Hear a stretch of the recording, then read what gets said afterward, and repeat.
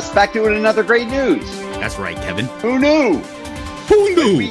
When I announced on Twitter that we were doing great news again, somebody sent me a tweet and said, yes, finally somebody to give us hope in humanity again. I agree. And I was like, wow, that's stronger than, I mean, that's of course the goal. That's what you hope for with these positive stories, is that people actually think, oh, not everyone's bad. I see. Okay. Well, that's the goal. But Kevin, lest we forget, it's you and me. So we can't hope to achieve that much. Right. But we're trying. The goal is what it is. And then there's you and me. You have to subtract about 50%. Yes. Other than that, though, we're your people. Yeah. And we are here to bring you positive, uplifting stories to, as someone pointed out on Twitter to Kevin, we just want to kind of remind you that most of the time people are pretty awesome. But the news doesn't want to show you that because it's not really driving ratings. So we are here to remind you. With as many stories as we can find of people that are actually doing the right thing, even when nobody's watching. And if you like this podcast, please subscribe and tell your friends about it. And, let's get everyone on board. And hit the thingy. Hit the thingy. That's the most important thing, is hit the thingy. Here we go. Intro. Intro! The show's about to begin, bro! Say hello to the happy, goodbye to the blues, cause Kevin and Mike are here to give you great news! Mike, I know that you were a dick as a 14-year-old, as was I. I was addicted to 14-year-olds? No. You were a dick as a 14-year-old. That's true. The first thing was not true. Right, correct.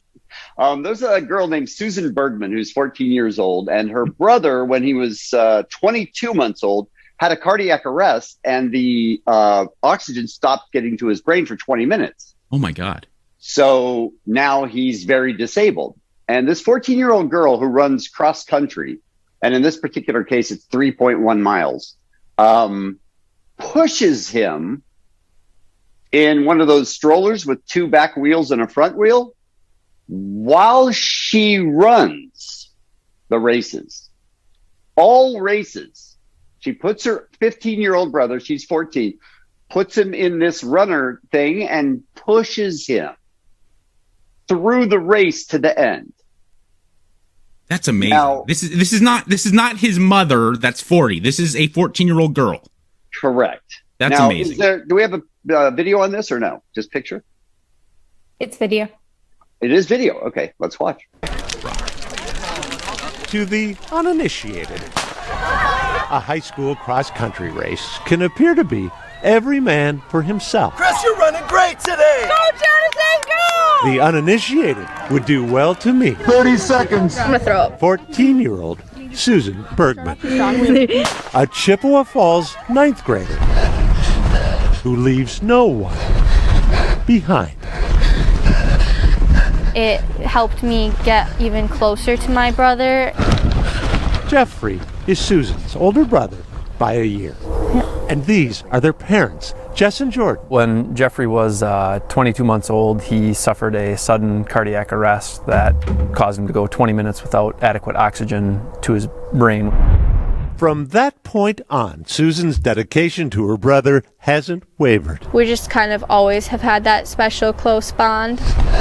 A bond only strengthened. Come on, Jeffrey! As they click off the kilometers. We were trying to figure out a sport or after-school activity he could participate in with me.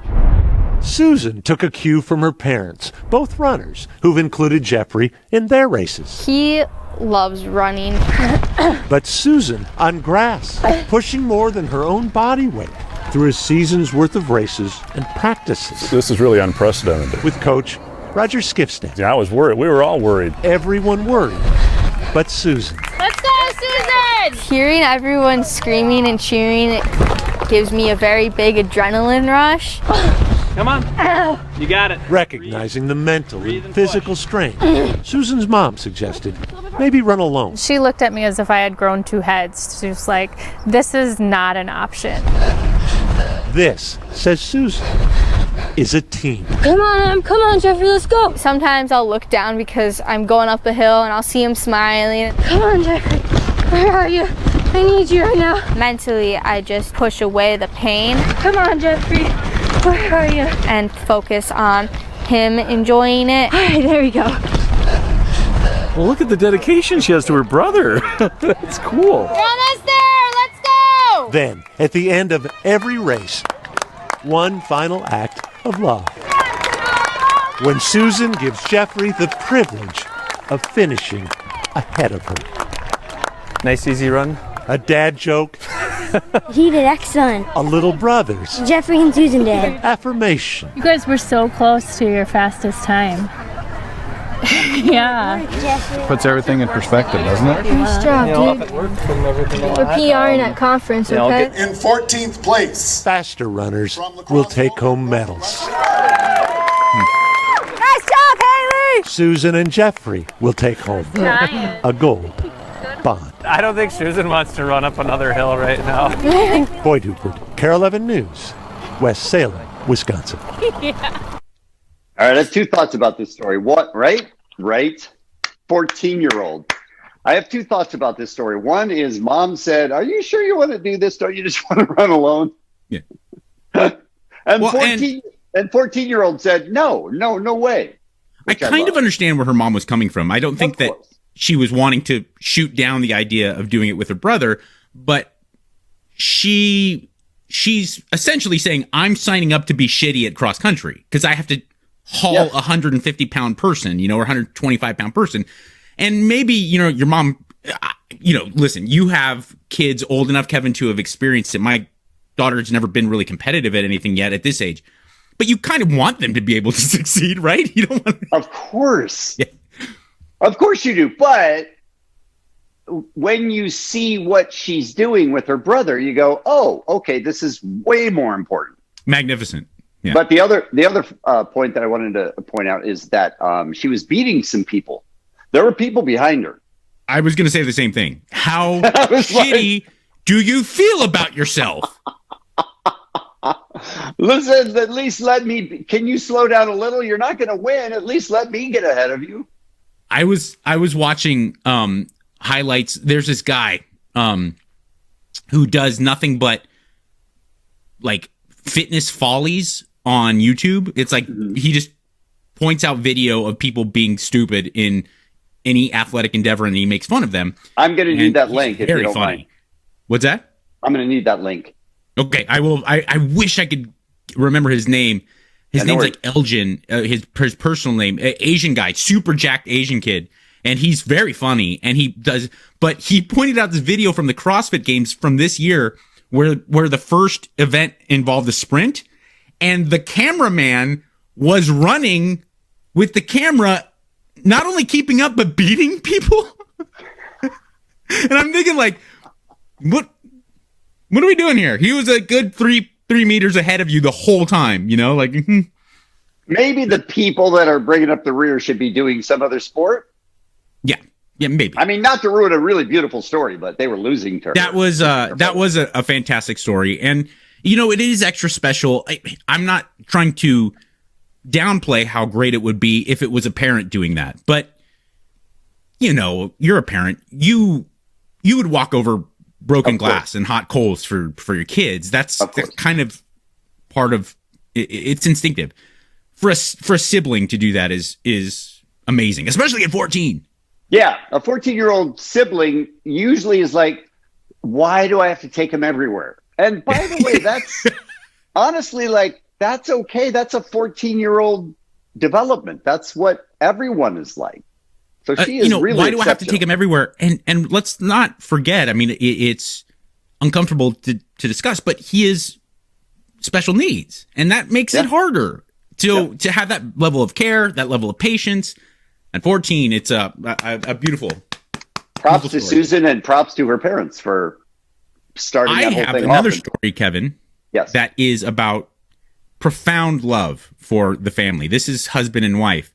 But I follow this Instagram feed it's all different charities, and it's like a conglomerate of different charities, but mostly devoted to cancer research and providing medical care for people in South America, Central America, and Mexico.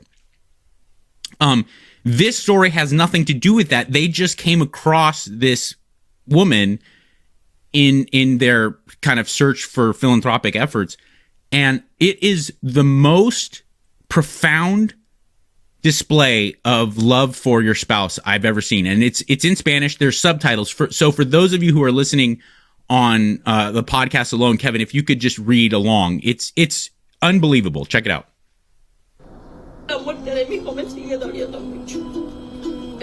Can't read it, Mike. Okay.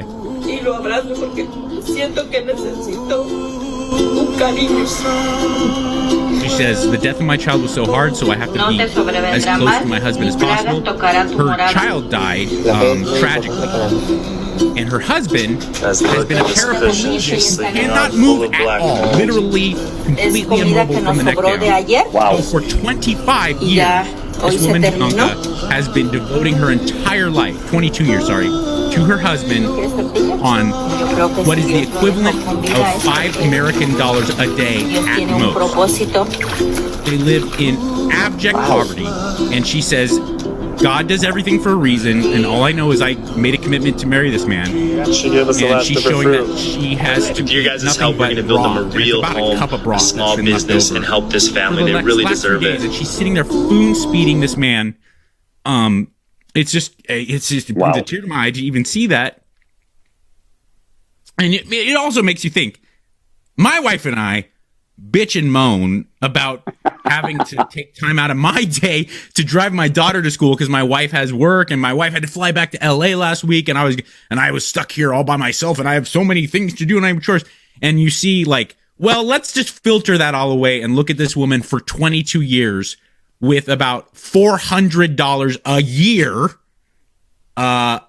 devoting her entire existence into making sure that her immobile husband has enough to eat and enough kind of will to go on. She goes weeks sometimes without getting full meals because she wants to be able to provide him the nourishment so that he can still have bright eyes and go on. Wow. Those stories are out there. That is unbelievable. It really is. So there you go. That is my first story. And I wish there was like a light at the end of that tunnel, but I just wanted to highlight that couple because it struck me as I was watching it like, oh, okay. Well, that's marriage. Yeah, no kidding. No kidding. Taking the vows seriously. Yeah. I would like to jump in here. It's not my next story, but I just want to jump in here and give a plug for the charity that I work with, which is Friends and Helpers. Yes. And it's for abused women and children. And this time of year, it's really important to try and raise money we get stockings and we fill them with candy and with other toys and stuff, and we give them to these parents. A lot of times these parents have to flee the home because of domestic violence, and they go to these shelters, and they have nothing. They have the clothes on their back and nothing. And so when it gets around to Christmas, if you're a parent, you can imagine how devastating that would be to not be able to provide your kid with anything for Christmas. So what we try to do is help out these shelters, and you can donate to help us fill up these stockings. We're not doing as much this year because the needs are much simpler. It's not like people are going to go out and shop for items like we've done in the past. We would just like to encourage people to donate so that we can fill up those stockings so that the kids can have something on Christmas Day. Right. And you can help by going to friendsandhelpers.org. And there's a little button there that you can click on, and you can donate to help these kids have a Christmas in a time when everything is topsy-turvy and their life is upside down, and it's brutal. And to be able to help in that situation is really a gift. So if it really is. And Kevin's been involved with Friends and Helpers for a long time, well before I even joined the Kevin and Bean Show. And Mike kept saying, don't stop doing that. Why are you doing that? Don't do that. I was like, God, give me that money. No, but, and I obviously immediately you get the sense that, wow, this is such a worthy cause. And Kevin really is so devoted, much more so than he likes to lead on. He's really been devoted for so long to this charity.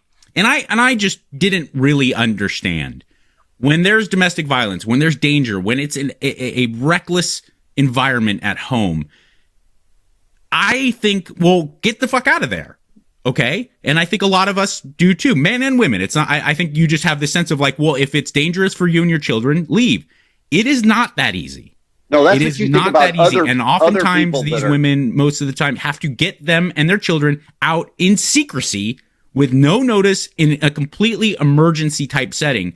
And so they really do need this support. And it's unbelievable that this still has to go on, but it does, unfortunately, too often. And it is a huge and beautiful service that you provide with Friends and Helpers. Thank you. It's Friends and Helpers, spell out and.org. And you can donate there. All right. My next story is a kid who needed a kidney transplant. Good times. And you get put on a list and you have to wait for your turn to come up. And then even when you get a kidney, you have to see if your body rejects it or if it's going to accept it or whatever. And he qualified for the Make-A-Wish Foundation. They said, you can make a wish and we will make it come true. Let's watch the video on this.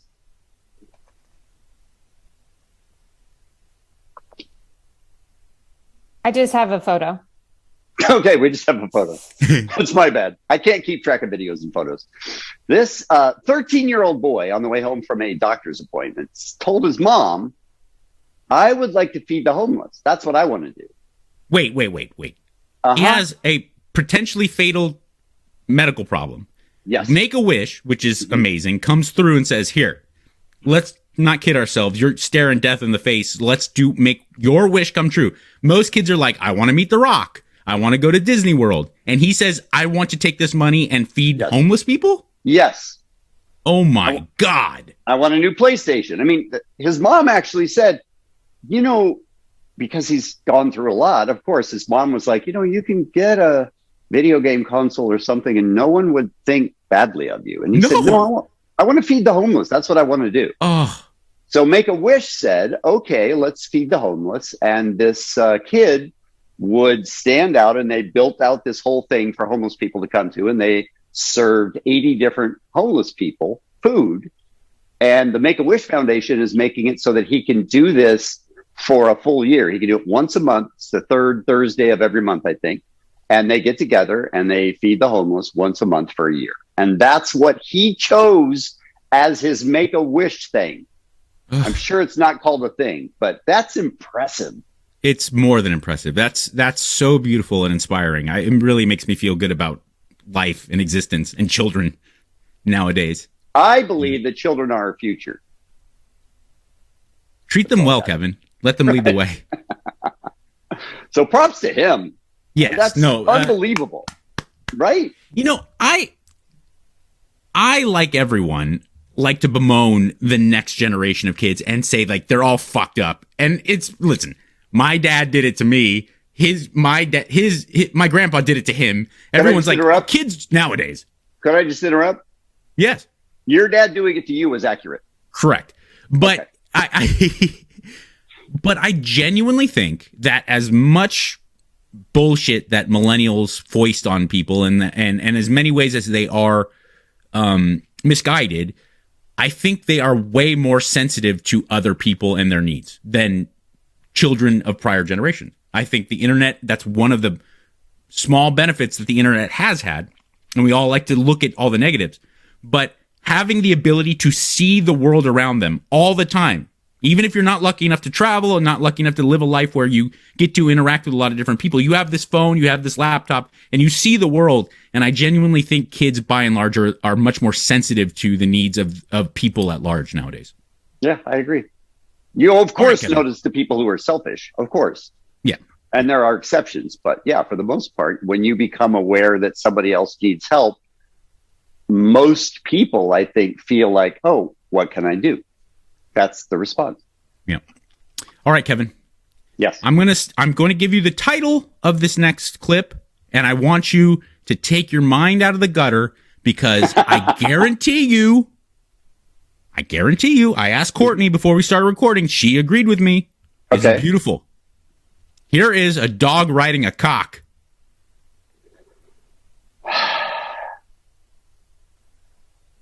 All right, so my mind's not out of the gutter. What? How? Watch. Oh! Check this out. What? Here's my little buddy. He's my little. Go ahead, get on. Yeah, let's ride. And the dog. Look at the chicken. He's like, go ahead, get off. We're at our destination. The chicken lowers himself so the dog can get off. Get on and get off. And the chicken, look, they're kissing. Look, oh, can I get a ride? Yep, here we go. Yeah, riding dirty. Ugh. Look at that. And the puppy's like, okay, I guess we're here. That is unbelievable. And awesome. That is unbelievable. I'm sorry, what's the topic again? The subject line? This is a dog riding a cock. Gotcha. Look at that. I like the banjo music, too. They're really rocking the banjo music. Yeah. All right, we're here. Thanks, dude. See you later. It's a cock Uber. If we don't start cock Uber,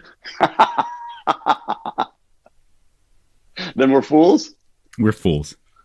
My last story for this episode is a cute little 4-year-old boy.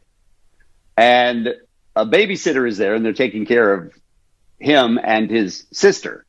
And she's off someplace else in the house with his sister. And so I believe this is in New Zealand. So the 4-year-old picks up the phone and dials 111, which is our 911. Okay. And listen to how he wants to share his toys with the police. He knows what he's doing, and he wants them to be excited about the toys that he has and maybe come help play with them. Hi. Hello. Place lady. Yes, what's going on? I'll tell you something. You can tell me something. I got some toys for you. You got some toys for me? Yep. Come over and see them. Whereabouts are you? See. Sorry? Hello? Hi there. We've received a 111 call. I'm guessing it was a mistake, child making a mistake there? Yeah, he's acting off with his mother's phone. Oh, bless him. So just confirming there's no emergency at all? No, there's not. Awesome. I was fixing the other child. No problem at all. He was just talking about his toys. That's no problem at all. You guys have a good rest of your day. Comms calls for any units free to head to. There is a 4-year-old there who is wanting to show police their toys. Over. Yeah, I'll send it. Roger, thank you. The cop showed up at the house to see the toys. He did have very cool toys. He did. How crazy is that? And then the kid went look at him! Then the kid went on patrol with the cop, which is amazing. I don't want to minimize how cute and beautiful my daughter is, or your children, Kevin. Right. But our children were raised in Southern California. Mm-hmm. And that is literally the place that is recognized by actors and voice actors and things as the no accent. That is the baseline, the place where you have no accent, okay, is California talk, okay? Right. I think kids who talk with accents, it's somehow cuter. It's just cuter. Like, little kids talking is funny and cute is. But not all accidents. I submit for you, New Jersey. Dude, little like 4-year-olds who are Guidos. Nope. Man, even Boston. Nope. No. I'm gonna go back play with my toys. It's hysterical. Like a little baby Bill Burrs. having moved out here to Texas, it's so cute. Like when you meet these little kids and they're like little cowboys. You know, I'll just go back play with my brother. And you're like, oh, you're so cute. Can we play that again? Is that possible to listen to a little boy talking to the police? Telling him about his toys? This is police. Where is the emergency? Hi. Hello. Place lady. Yes, what's going on? I'll tell you something. You can tell me something. I got some toys for you. You got some toys for me? Yep. Come over and see them. Whereabouts are you? See. Sorry? Hello? Hi there. We've received a 111 call. I'm guessing it was a mistake, child making a mistake there. Yeah, he's acting off with his mother's phone. Oh, bless him. So just confirming there's no emergency at all? No, there's not. Awesome. I was fixing the other child. No problem at all. He was just talking about his toys. That's no problem at all. You guys have a good rest of your day. Comms calls for any units free to head to... There is a 4-year-old there who is wanting to show police their toys. Over. Yeah, I'll tend to. Roger, thank you. And then he sat down with the kid, saw the toys, played with them, said he did have cool toys, and got a ride along. I hate to point out the negatives here. No, you don't. That's what you do. I'm just thinking real life shit. Can you imagine if it was like Southside Chicago, LAPD, Detroit, New Orleans, the 911 operators being like, yeah, listen, any units in the neighborhood, kid wants to show you his toys. They'd be like, are you fucking high? I had 7 murders in the last three minutes. Somebody stop by and kick his ass. All right, Kevin. Great stories today. I have one to round us out here. All right. The Serbian national soccer team. I know you're a huge soccer fan. Serbian national soccer team, not traditionally known as being a worldwide powerhouse, but they did qualify for the upcoming World Cup. It was a huge deal for not only that team, but the country of Serbia. Quite an amazing achievement. You really think about financing just a heritage of soccer and stuff, like for a country as small and as frankly as complicated as Serbia is. This was a big deal. Right. They received a $1 million euro bonus, okay, for qualifying on top of their salary. Wait, hold up. Not each. No, I believe it was $1 million euro for the team. Okay.